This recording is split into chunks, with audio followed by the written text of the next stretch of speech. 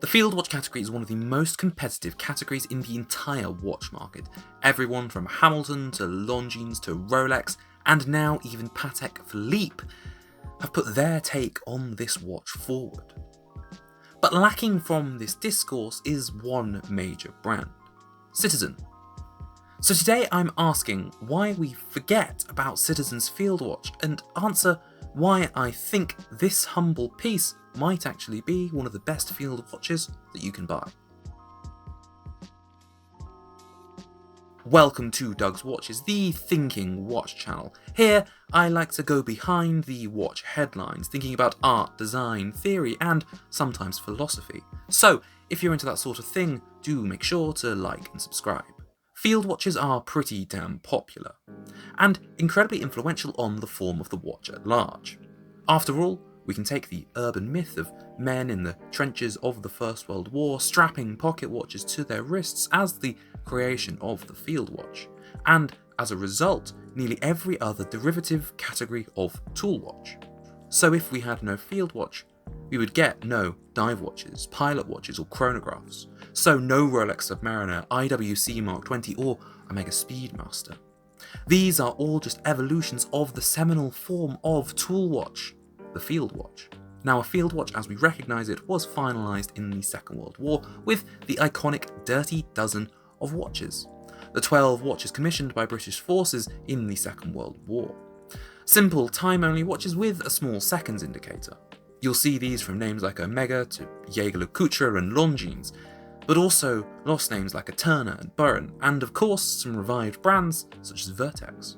See, field watches I think are quite cool. They are for people of action, or those that want to cosplay as one. They have the simplicity that many a collector appreciates of a minimal dress watch, but has the sturdy feeling that means you can live your life with your watch without worry. Watches like these are basically your reset point, and that's why we see so many versions and takes on this very simple, rugged piece. But with so many entries, we're always prone to forget one or two, which brings me to this watch here.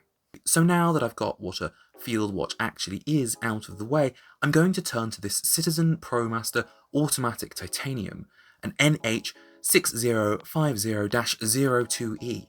Like Seiko, Citizen has never been particularly great with names, although they have turned that around of late with the Soyosa and the Series 8.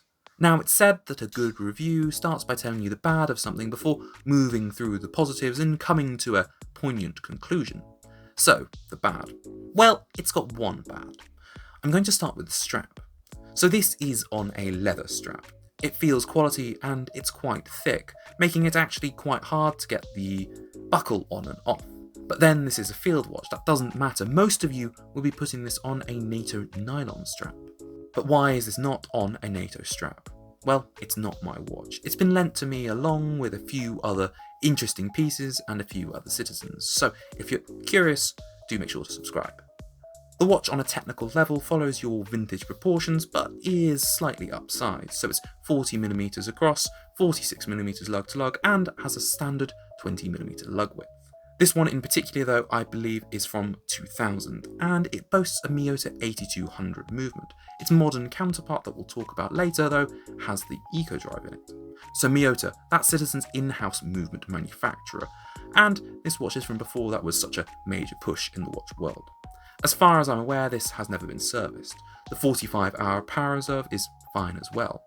There's a claimed 100-meter water resistance, and it's still keeping within 20 to 40 seconds a day of accuracy, as it would have done when it left the factory, which is quite impressive.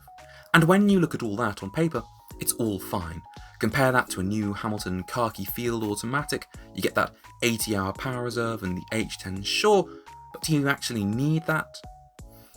The Hamilton also has sapphire glass and this mineral, which is a little bit disappointing, but again, these aren't meant to be the most aesthetic watches. But you lose the day date indicator, which may matter to you. I personally don't care, they're always wrong anyway. I also don't think a caseback is particularly in keeping with the spirit of the field watch as well, so Hamilton's selling points do diminish. This has a titanium case. It's light and, including the strap, only weighs a mere 71 grams. And as an overall recipe, I think it's quite a compelling package if you want a watch that's field watch-esque. See, I think we've forgotten this watch because Citizen gave up on it, and let me add a couple of caveats to that. When the brand pivoted towards eco-drive, they took their focus off of automatic watches like this. The modern counterpart, a £349 eco-drive titanium, it's the same vibe, and I'm not so much a fan of the dial. This older model is a little bit more like your Hamiltons that you may be considering at this price point. But with the Miyota 8210 movement as found in the £300 Soyosa, now long in production, is there a reason why Citizen couldn't make an automatic field watch at this price point as well? I think not. With Seiko 5s creeping up in price, entry-level Hamilton mechanical starting at £545, and an appetite for affordable automatic and mechanical watches rising again, I reckon it's time Citizen explored this watch again. And I'll tell you what, I actually quite like this piece. Field watches aren't necessarily my thing. I'm like a jackdaw, I prefer shinier pieces. But then if this is your vibe and you do happen to find one of these at a decent price on eBay or Chrono24, I reckon you could do an awful lot worse than getting one of these for your watch box. If you watched this far, thank you ever so much. Why not consider subscribing, as you obviously don't hate my content. I do more watch content like this, as well as deep dives where I explore the intricacies of the watch world. I'll see you next time. Bye bye.